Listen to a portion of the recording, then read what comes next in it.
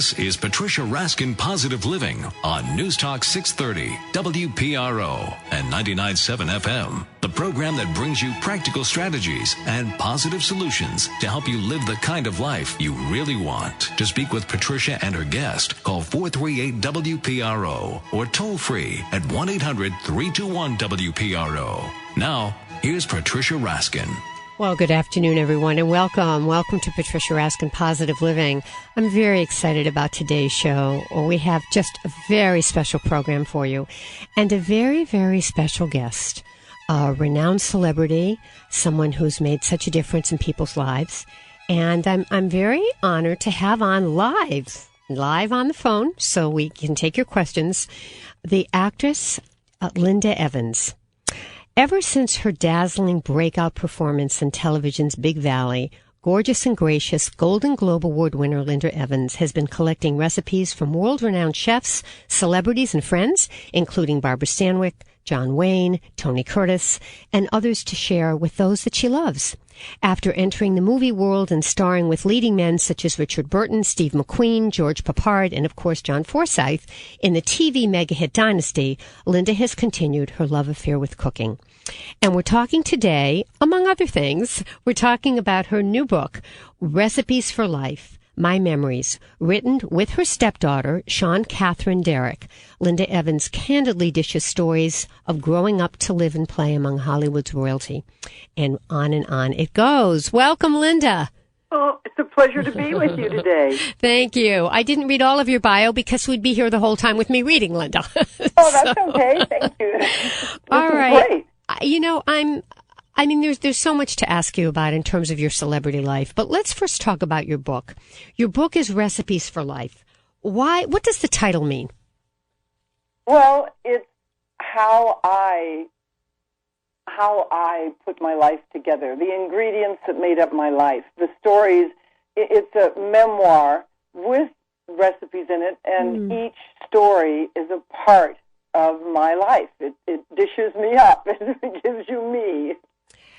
Pick in your book, tell us about a recipe that is attached to a magical moment in your life. A magical, it could be positive, it could be, there could be some pain in it, but whatever it is, tell us about one of those. But every one of those recipes has to do with a story. So when you say that, I didn't just write my life and then throw a recipe in. It was correlated to the moment. I have every single one of them are a story in and of itself. My mom's hot dog stew, because we didn't have a lot of money, but it was incredibly delicious, and she wanted to feed the servicemen that were all around and didn't have homes to go to, and the Missy hobo steak with Barbara Stanwyck, and I used to go to Chasen's and have their hobo steak, and it became a ritual for us. And they closed, and I had to reinvent it so I could have it and remember her with it. So, I mean, every story in there. There's one, Gracie Allen's classic recipe for roast beef. Yeah. Gracie Allen. Well, that was actually put in there for humor. Okay. Because she had such a funny, to lighten up it. Because I realized if I was going to write a book and really be honest, and I am honest in this book about my life and as a woman, the ups, the downs, the highs, the lows, my insecurities, that I had to have some laughs in there because it would be too heavy, and you couldn't go from the pain of my life to beef stew. I mean, it just didn't flow, and that's why it took me 3.5 years to really write my life, but appropriately put food and the recipes that were a part of that part of my life, because I am in love with food. I have a love affair with food and cooking. And it's so much a part of my life, I just wanted to do something different and unique and express myself. And that's so interesting, because a lot of people love food, but they're afraid to say that, because along with that comes the other part of the sentence. You better watch out. You're going to eat too much. You're going to gain weight. Right. So you've been able to work with that and make it work for you. Well, I was called Bones when I was little.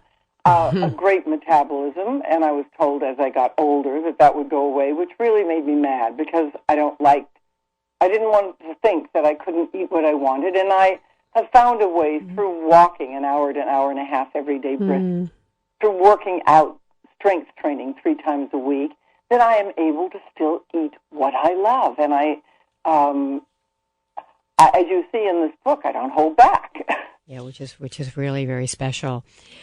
You know, here's an interesting question for you, Linda. I mean, you've had some romances with some very amazing people, and we certainly can talk about all of them.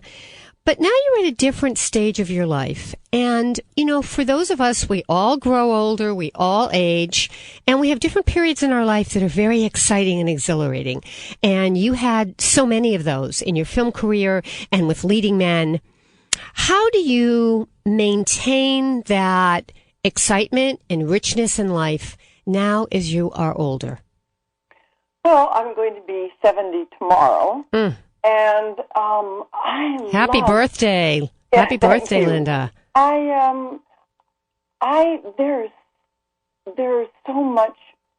There's so many gifts to getting older that when I stopped going, oh my God, look at this, 60, 65, now 70, when I stopped looking at the number, because they're daunting according to the youth of today and society and their agreement with how cool it is to be young. And you look at your life. This book gave me a wonderful opportunity to look back at my life and see that I wouldn't have missed one moment of what brought me to 70 to be young again. And the wisdom that I got along the way, the understanding of life. I am much freer. I am much happier now than I ever was when I was younger. And so I go, wow, there is a trade-off that happens. It's pretty sublime. If we can stay healthy, we can live to be 90, 100 years of age. This is not out of our reach. And the excitement comes from just embracing life and not seeing it as a problem, but an opportunity. Linda, what about having a relationship versus not having a relationship at that age? You've had many relationships in your life. So, well, it's so interesting because all my life, a relationship was the most important thing. To be married, to have children, that was the dream always, never the career. So I reluctantly had a career when the marriages didn't work and the relationships didn't work.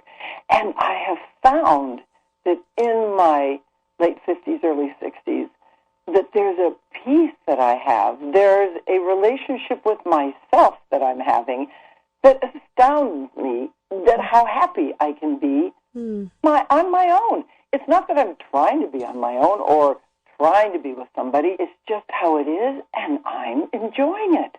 I'm enjoying the time to think of me and be with other people and have fun and go out, but I love my alone time. You know, it's important to talk about because age in our culture, I mean, we have a real fixation with being young. And, you know, when we're young and vibrant, that's the place to be. But we all get older, and there are so many gifts, as you're talking about getting older, which is what you're saying, the freedom. Talk about, we've got a couple minutes to break. And then, folks, you're going to have an opportunity to call in with your questions for Linda Evans. You may remember her in a lot in Dynasty and in Big Valley.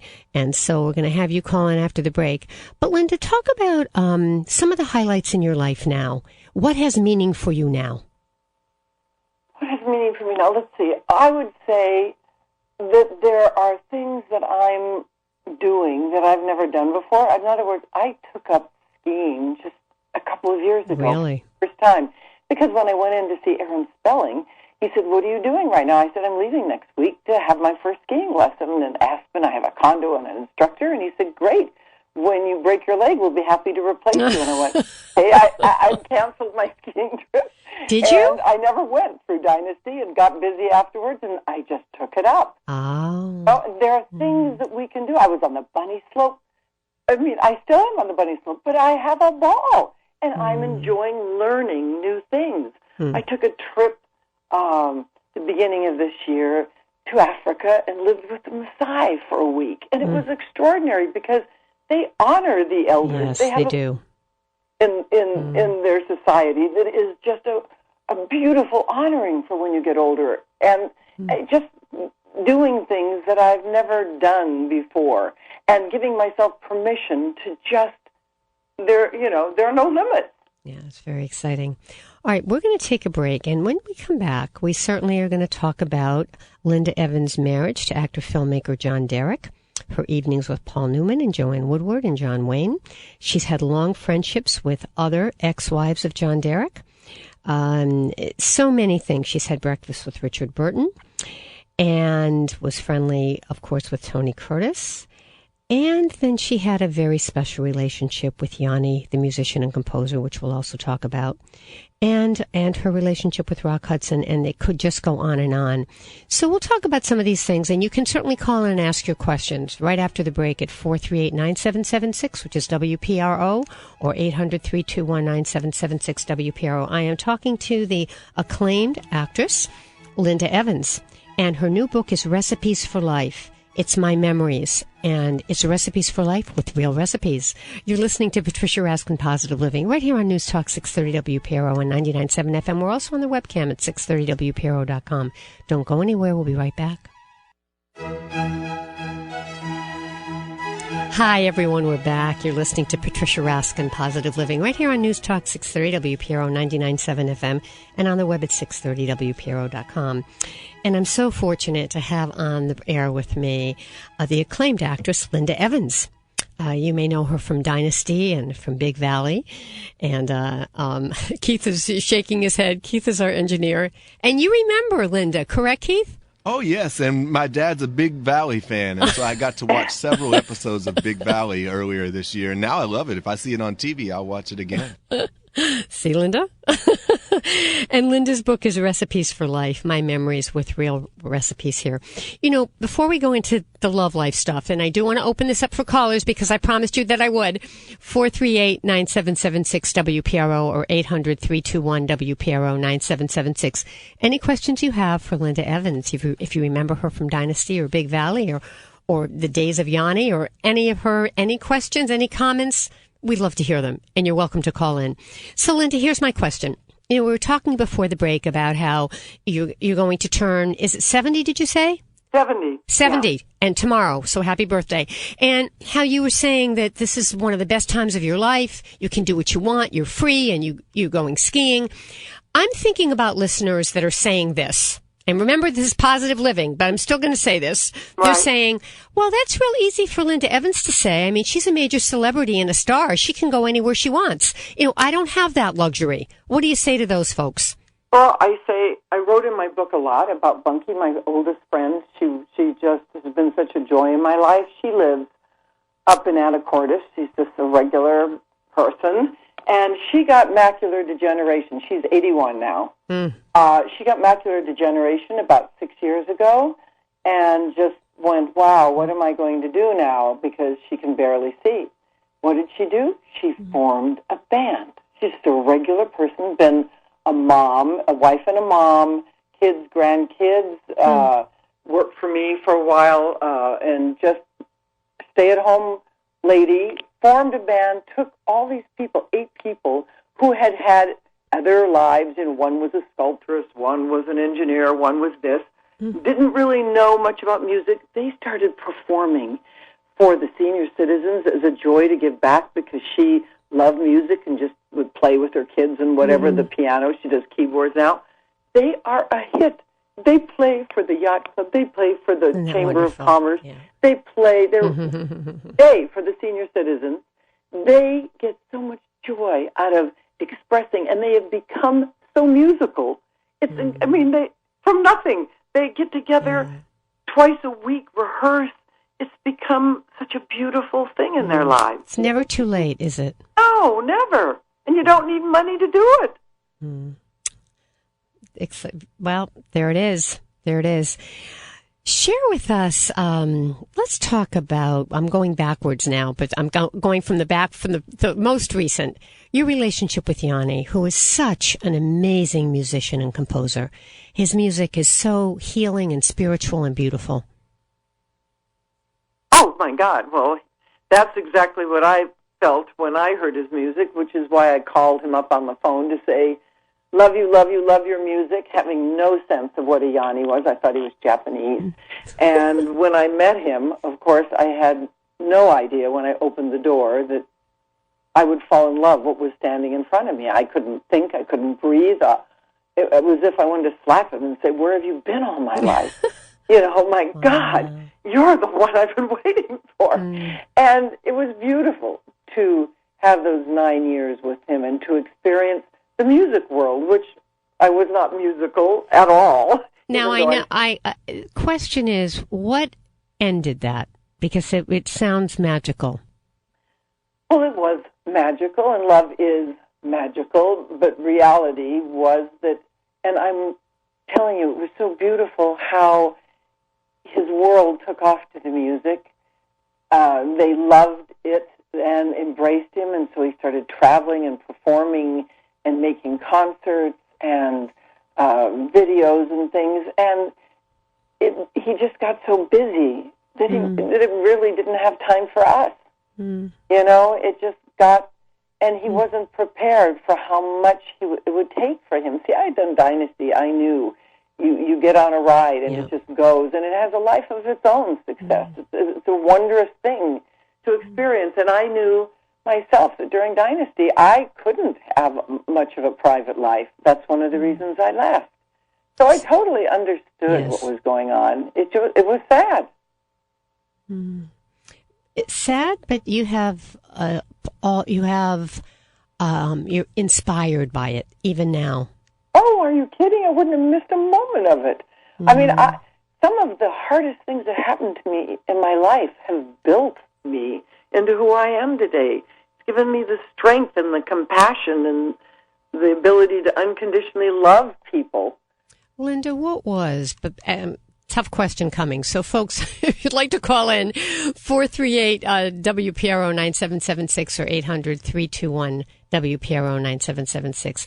What was one of your toughest moments that you say really did help to shape you and made a difference? Well, I think the first one would have been, the first big shock of my life is when the man that I fell in love with when I was a teenager and married, and because I saw him in a movie and married him later when I grew up, John Derek, when he left me for Bo Derek, who was 15 years old. I just never saw it coming. I just never had in my mind that our relationship would ever end, and so it was a shock. I was taken back. I wanted to die. I thought, wow, it would be easier to die than to live and try to go through this. But the most wonderful part about that was a defining day when he called me and woke me up like at 5 in the morning because he was in Europe and had not realized what time it was, and asked me if I was dating. And then I realized, God, dating. I was thinking of dying, and I thought, why am I dying for him? Why would I die for this man that just doesn't want to feel guilty? And I thought, wow, why don't you just go on with your life? Why don't you just get your mind off of the pain of all of that and put it on to living? And called up my agent and started back at work and started building my life. And then I realized, after I did focus on me, that my life turned around and I met somebody else and I got married. But the thing is to go into the solution, not the problem. When we stay in the problem, we're just miserable. And we can justify it and blame, and all of those things never feel good and never take you forward.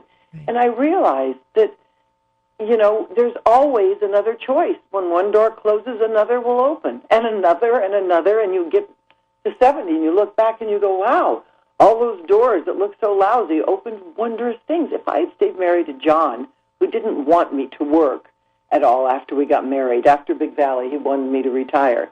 If I'd stayed married to him, I never would have had 7/8 of the book that I wrote about that are all those wondrous adventures and things. And what you said is when one door closes, another one opens, which is what your life has been. And I really appreciate you coming on the program. It's been a joy. Well, thank you. It's been a talk to you. It really hasn't, and I would love to have you come back. I I Well, really thank would. you. I would love to come back. Thank you. So, Linda, people can find your book by going on to? Amazon or Barnes & Noble and lindaevansofficial.com. All right. And Linda Evans, Recipes for Life. Thanks so much, Linda. Thank really you. appreciate it. All right. Bye.